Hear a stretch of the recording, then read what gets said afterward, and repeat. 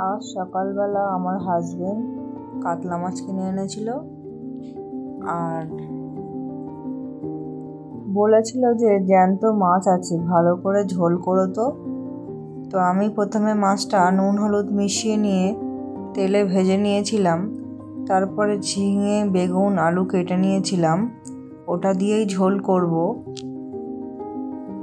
মাছগুলো সব ভাজা হয়ে গেলে তারপর আমি ওই তেলের মধ্যেই পেঁয়াজ লঙ্কা দিয়ে দিয়েছিলাম আর দিয়ে সবজিগুলো সব চাপিয়ে দিয়েছিলাম।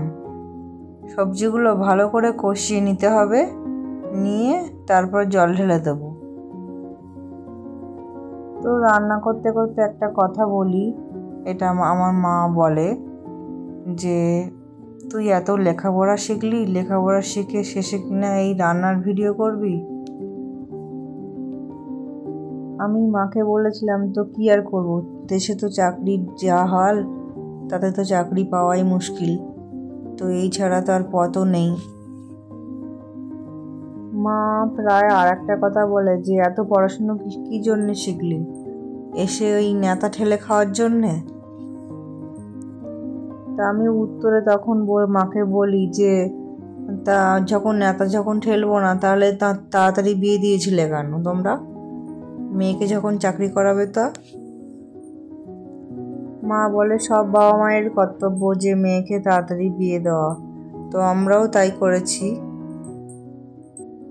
আমি মাকে একটা কথাই বলি যে চাকরি করলে কি মেয়েরা কি রান্না করে না, তখন চাকরিও করতে হবে, তখন আবার সংসারের সব দায়িত্ব সামলে তারপরে চাকরি করতে যেতে হবে। প্রত্যেক বাবা মায়েরই স্বপ্ন থাকে তাদের ছেলে মেয়েরা কিছু না কিছু করবে।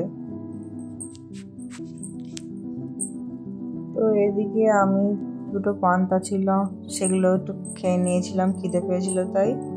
তারপর মাছের ঝোলটা প্রায় হয়ে এসেছিল, আমি জিরে গুঁড়ো দিয়ে আর নামিয়ে নিয়েছিলাম।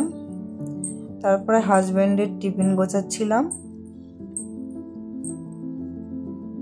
কেননা আমার হাজব্যান্ড প্রত্যেক দিনই বাড়ির থেকে টিফিন নিয়ে যায়। আমি মাছের ঝোল আর চচ্চড়ি দিয়েছিলাম, আজকে আর বেশি কিছু করিনি, তাই বেশি কিছু দিইনি। Tata, bye bye.